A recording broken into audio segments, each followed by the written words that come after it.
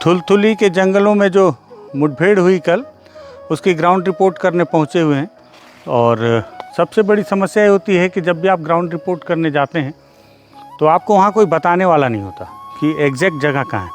हर जगह आपको अंदाज़ा लगाकर तलाशना होता है और कोशिश करनी होती है कि एग्जैक्ट पॉइंट पे आप पहुँचें। मैं बहुत देर से 2-3 पहाड़ों को चढ़ के पार कर चुका हूँ और मेरे शर्ट की स्थिति को देखकर आप समझ सकते हैं कि पसीना कितना बहा हुआ है और कितना मेहनत हमने यहाँ पैदल चल के किया है।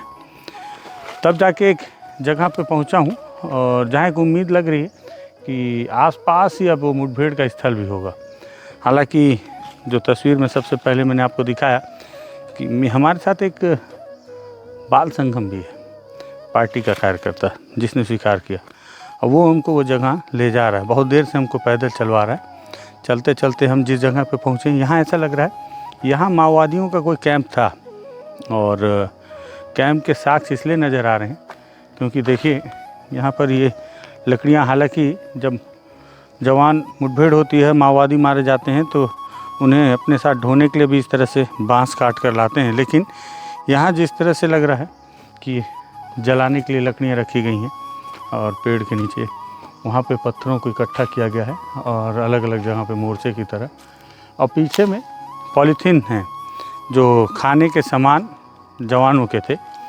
और मुझे ऐसा लगता है कि मुठभेड़ के दौरान इस पूरे इलाके को जवानों ने घेर रखा था, लेकिन यहाँ पे माओवादियों की उपस्थिति थी, बहुत कंफर्म हूँ। और बहुत पीछे में हमने वहाँ पर एक चप्पल का जोड़ा भी देखा जो पेड़ के नीचे रखा हुआ था, जिसे देखकर यह अंदाज़ा लग रहा था कि हो ना हो किसी संतरी का होगा।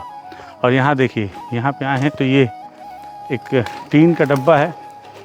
अब इसके माओवादी बता पाएंगे कि इसका इस्तेमाल क्या वो करते थे, क्योंकि ये देखिए इस टीन के डब्बे में छेद भी है और इस तरह से ये लकड़ियों को ऐसे बांस को इस तरह से बनाया गया ताकि आप ऐसे पकड़ सकें।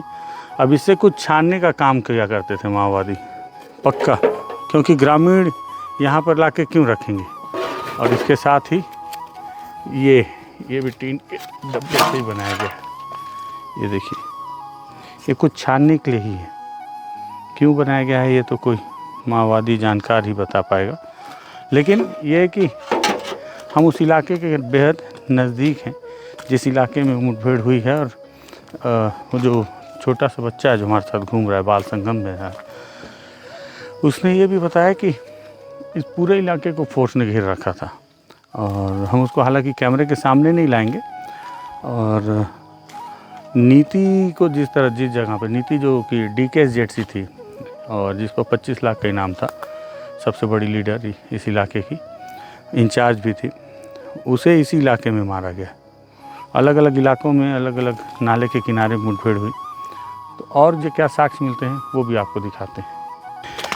ये चलते चलते अभी देखिए वो पीछे वो इलाका दिखा जहाँ पे ऐसा प्रतीत हो रहा था कि माओवादियों का कैंप रहा होगा। उसके कुछ निशान मिले और थोड़ा आगे आने पर ये मच्छरदानी मिली है। हालांकि ये मच्छरदानी मुझे लगता तो नहीं है माओवादियों का, मुझे लगता है जिस तरह से यहाँ परिस्थितियाँ हैं ये शिकार के लिए भी इसका इस्तेमाल करते हैं। जो जंगली जानवर या खरगोश इस तरह के जानवरों को फंसाने के लिए ग्रामीण मच्छरों से बचने से ज़्यादा मच्छरदानी का उपयोग शिकार में करते हैं। और देखते हैं क्या मिलता है। अभी लगातार हम पैदल चल रहे हैं अभी तक, लेकिन ऐसे साक्ष्य नहीं मिले हैं। ये साक्ष्य तो मिले कि इस इलाके में माओवादियों की उपस्थिति थी। और मुठभेड़ कहाँ हुई उसको लेके भी हमको बताया जा रहा है कि इसी इलाके में है। चलते चलते हमको जो है एक बहुत पुराना स्पाइक होल मिला है। देखिए, माओवादियों ने इस इलाके में भी स्पाइक होल बना रखा है। जब भी आप अंदरूनी इलाकों में जाएंगे तो इस तरह से स्पाइक होल आपको मिलेंगे। इसमें हालांकि जो अंदर में रॉड लगाए जाते हैं वो रॉड हटा दिया गया है। यह हो सकता है कि लकड़ियों के नुकीले लकड़ियाँ लगाई गई हों और जो निकल गया। देखिए, इसी तरह से बनाया जाता है। माओवादी अपने सबसे कोर इलाके को चारों तरफ से सुरक्षित रखने के लिए इस तरह से बनाते हैं। जब भी उन्हें उम्मीद होती है कि अगर फोर्स कभी भी घेरेगी, तो हालांकि इसमें ये मजबूत लकड़ियाँ लगाई गई हैं, लेकिन स्ट्रक्चर यही होता है लकड़ियाँ थोड़ी पतली होती हैं और गड्ढे इसी तरह से होते हैं। या ये हो सकता है कि माओवादियों ने अभी अपना खुद का कैंप किया तो अपने ही जाल में खुद ना फंस जाएं, इसलिए यहाँ पे पुराने स्पाइक होल को बंद करके मोटी लकड़ियाँ लगा रखी हैं। और जब कभी ज़रूरत पड़ जाए तो इन लकड़ियों को हटाकर यहाँ पतली खपच्चियाँ जो बांस की होती हैं लगाकर ऊपर से मिट्टियाँ डाल के नीचे तत्काल स्पाइक होल तैयार किया जा सके, इसलिए इस स्ट्रक्चर को तैयार किया है। इस तरह के आपको और रास्ते में मिलेंगे। ये जो थुलथुली के आसपास के इलाके की पहाड़ियाँ हैं, मैं लगभग 4 घंटे से यहाँ पैदल चल रहा हूँ अलग अलग इलाकों में। और मेरा शर्ट आपको बता रहा होगा कि कितना पसीना बह चुका है शरीर से। अलग अलग स्थानों पर कुछ निशान मिल रहे हैं, लेकिन मैं वो जगह देखना चाह रहा हूँ जिस जगह पर 25 लाख की इनामी महिला माओवादी DKSZC मेंबर नीति को मारा गया। क्योंकि निश्चित ही तौर पर वो DKSZC थी तो उसके सुरक्षा में कोई कोताही संगठन के लोगों ने नहीं बरती होगी। और इतनी सिक्योरिटी में रहने के बावजूद, क्योंकि माओवादी अक्सर जो है अपने शीर्ष नेतृत्व को बचाने के लिए जो छोटे कैडर होते हैं वो तुरंत अपने प्राणों की आहुति दे देते हैं। मेरी फूलती हुई सांसें आपको ये बयां करेंगी कि मैं कितनी देर से पैदल चल रहा हूँ। और आज हमारे पास पानी भी नहीं है, तो उस जगह को देखना है। सोचिए, माओवादियों ने अपने एक 20 पन्ने के प्रेस नोट में इस बात का जिक्र किया था कि पुलिस अब 3 पैटर्न पे अटैक कर रही है: कॉर्डन, सर्चिंग एंड किल। मतलब पहले पूरे इलाके को कॉर्डन कर लेना है। ये जो इलाका है, जो पूरी पहाड़ियाँ हैं, जंगल, इन चारों तरफ से इन्हें, यही वजह है कि 2-2 ज़िलों से इंटर डिस्ट्रिक्ट कोऑर्डिनेशन के तहत ये ऑपरेशन हो रहे हैं।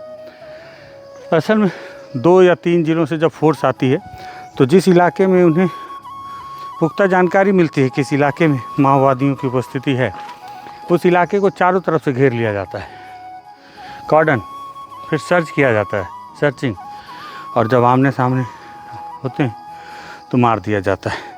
तो इसलिए उस जगह को देखना चाहता हूँ मैं। आइए देखते हैं।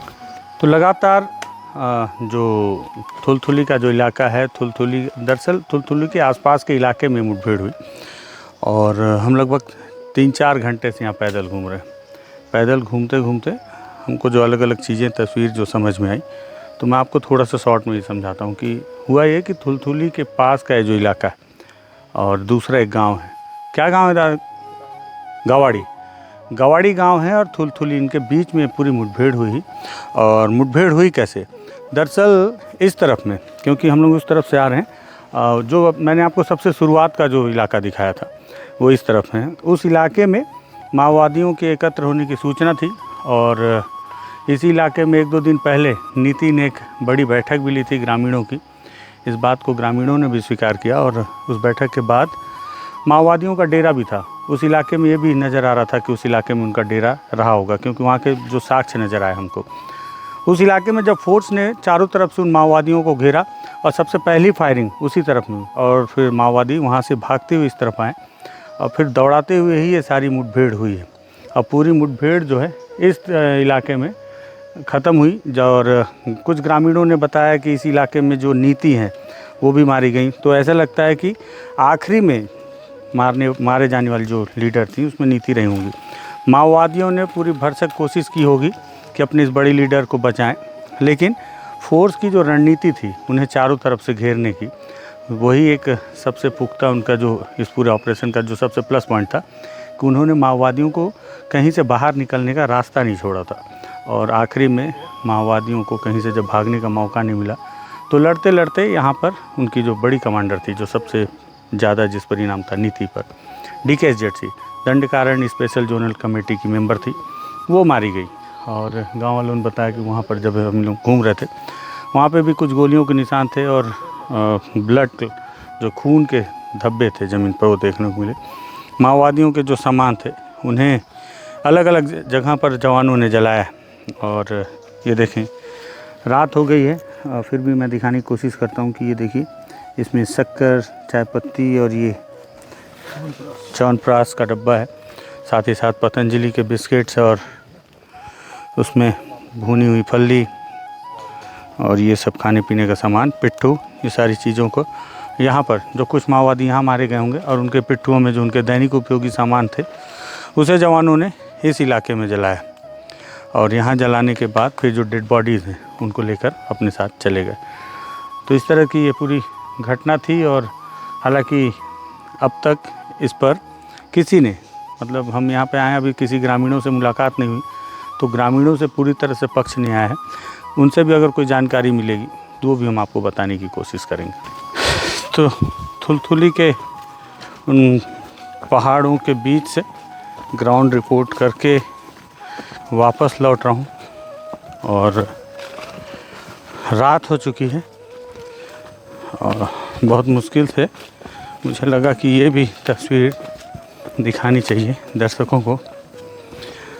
मैं सिर्फ ये बताना चाह रहा हूँ इससे, ऐसा नहीं कि हम ग्राउंड रिपोर्ट कर रहे हैं तो कितनी तकलीफ़ हो रही है। आप सोचिए उस दिन IPS जो हैं राजनाला साहब, वो इस पूरे ऑपरेशन को उन्होंने लीड किया था, तो उन्होंने बताया था कि अमावस्या की रात थी और अमावस्या की उस रात में उतने बड़े फोर्स को लीड करते हुए चुपचाप, क्योंकि थोड़ा सा भी मूवमेंट की आहट हुई तो आपका उतना बड़ा ऑपरेशन फेल हो सकता है। और उन्होंने इस ऑपरेशन को सफलतापूर्वक ग्राउंड पे जाके अंजाम दिया। अंधेरी रात, मैं तो फिर भी शूट करने के लिए लाइट जला ली हूँ और इन जंगलों में पैदल चल रहा हूँ। बताया जा रहा है कि अभी इसी तरह से आधे घंटे और पैदल चलना पड़ेगा। समय लगभग 7 बज रहे हैं और मुझे लगता है कि हम लोग इस इलाके में 3 बजे से हाँ मेरे ख्याल से 4-5 घंटे हो गए। 4-5 घंटे से पैदल चल रहे हैं।